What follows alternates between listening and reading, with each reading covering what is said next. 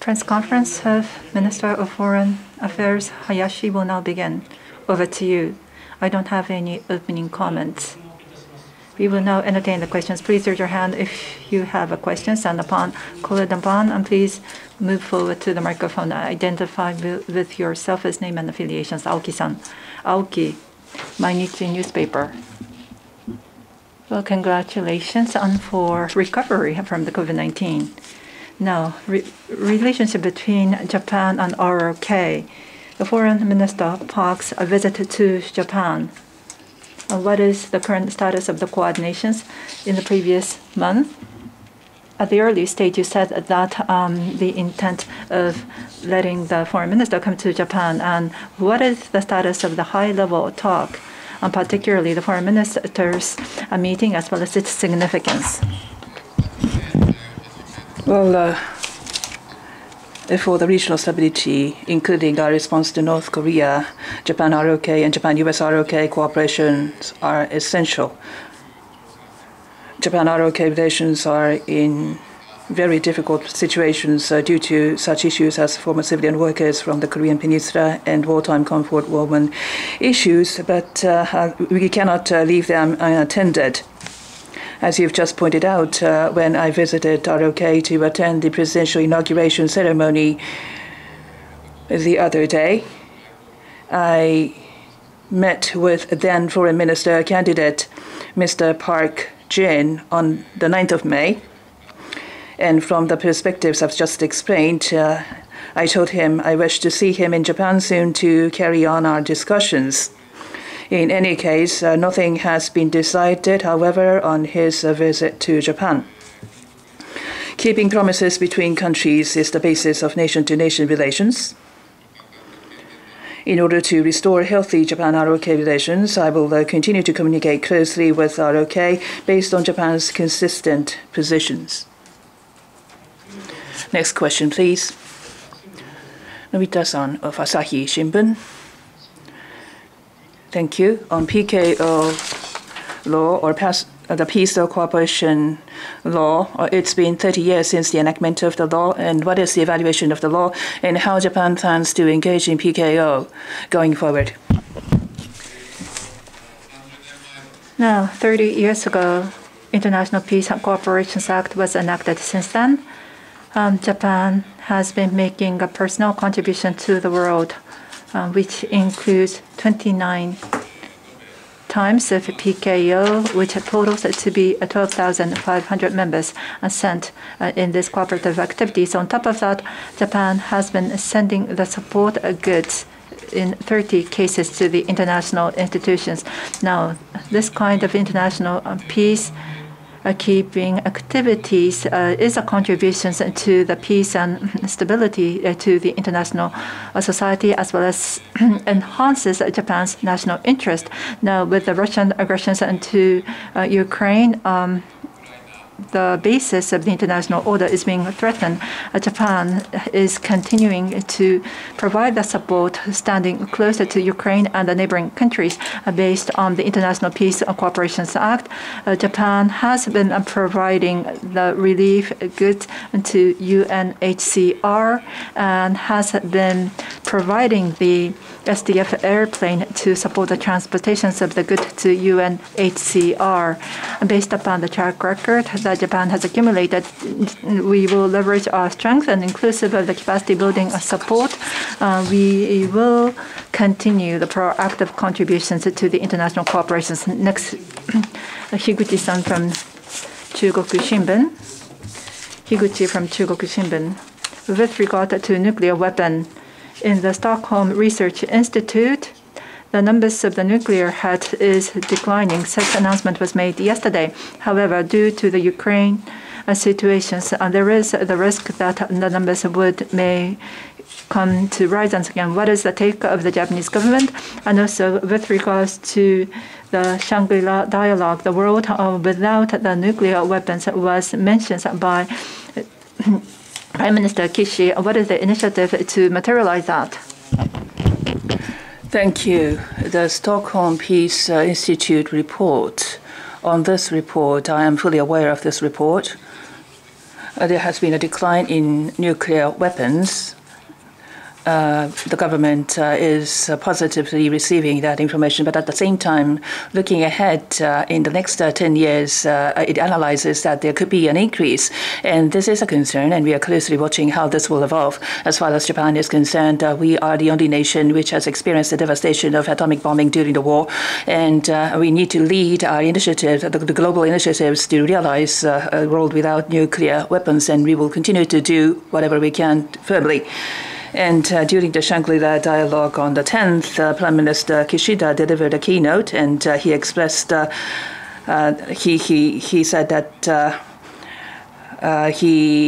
in which he discussed the roles that Japan should play to secure peace and stability when international order is being challenged. That was a strong message to the world.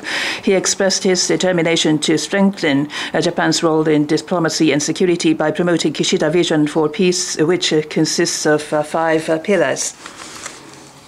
As I said earlier on, as the only nation which has experienced wartime atomic bombing, Japan will continue to exert utmost efforts to realize a world without nuclear weapons, as was mentioned by Prime Minister Kishida during his speech.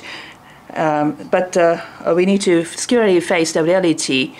So while securing the national security, we need to link that to the ideal of a world without nuclear weapons. And we need to be able to present a roadmap so that we can promote realistic nuclear disarmament initiatives. Next question, please. Hokkaido Shimbun. Bun, Hokkaido Shimbun, thank you. The Safe Fisheries Operations Agreement between Japan and Russia, the Russian government has given us a reason that the payment of the fees for the cooperation projects in Sakhalin has been given as a reason for the suspension.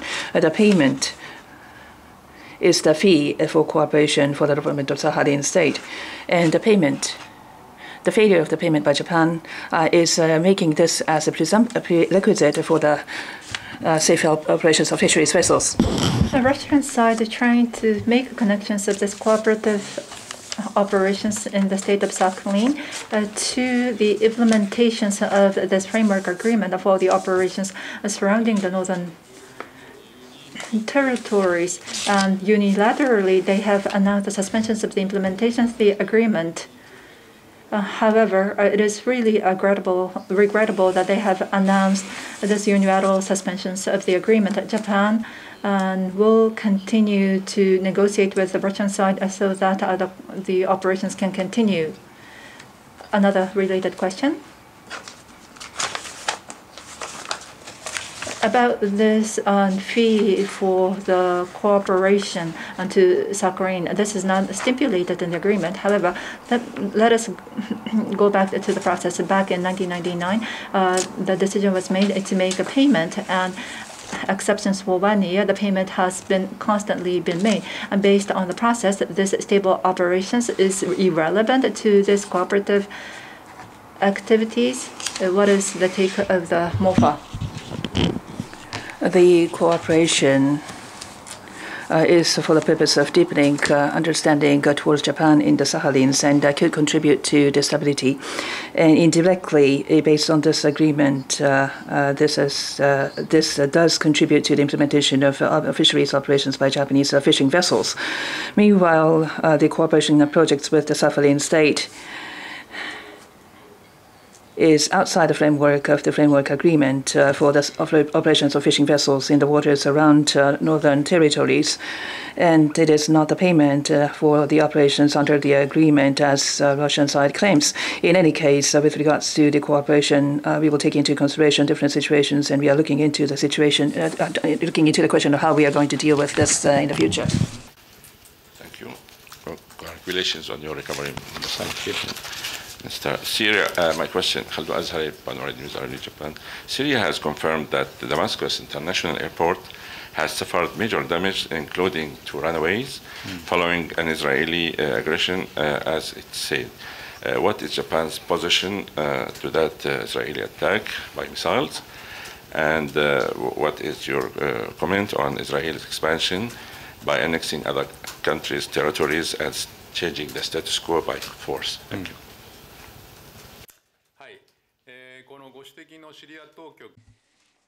No, I am aware of the announcement made by the Syrian authority that you have mentioned. On the other hand, I am also aware that Israel has not made any comment, inclusive of whether or not they have made any attacks. But in any case, Japan will continue to place a close eye on the Middle East affairs with a sense of tensions, inclusive of the impact that this incident will give. And as for Japan, Japan will continue to cooperate closely with the relevant countries to continue to make a diplomatic effort for the stability as well as the ease of the regional tensions. Now, from the international act on perspective, we understand that act to unilaterally annex and territory occupied with the use of force is not allowed. Kyodo Maeda, of the Prime Minister's visit to Kyiv, as well as the resumptions of the operations of the embassy, along with the G7 summit, the Prime Minister may make a visit to the Kiev, or there is opinion upset. What is the current status of considerations, and how about the outlook of resumptions of the operations of the embassy? Defending the mother nation, we are standing alongside the people of Ukraine who are trying to defend their nation. We have had leaders several phone conferences and foreign ministers meetings, conferences, and we have had close communications with the Ukrainian government. Against this backdrop, a strong anti-Russia sanction measures, humanitarian assistance, and offering a supply of defense equipment, Japan has been conducting the maximum possible support in a timely manner to respond to the request by the Ukraine. With regards to the dignitaries' visit to the Ukraine, there is no plan at the moment. However, there are different ways to demonstrate solidarity with Ukraine, and we will continue to respond in the most appropriate manner as we have done in the past. Furthermore, with regards to the reopening of our embassy in Ukraine, we will take into consideration the situations as they evolve, and we will make a decision in a comprehensive manner. Any other questions? Mr. Nobita of Asahi Shimbun. On GSOMIA, I have this question. Foreign Minister Park Jin, after the conference with Blinken, Secretary Blinken, the joint press conference, he wishes to improve GSOMIA situation as quickly as possible. What is your take? And in 2019, there was a notification to scrap by the previous administration. And has there been any issue in sharing information between the two countries? I am aware of the comment that you have just pointed out as for the Japanese government, and as we have been conveying, the GSOMIA between Japan and ROK is to strengthen the cooperations and collaborations in the field of security between Japan and ROK, which also will make contributions to the peace and stability of the regions.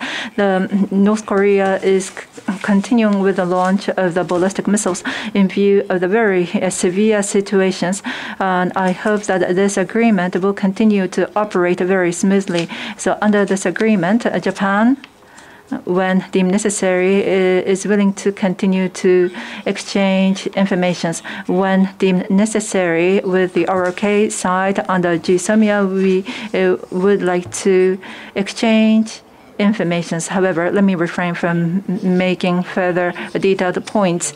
This concludes the press conference. Thank you.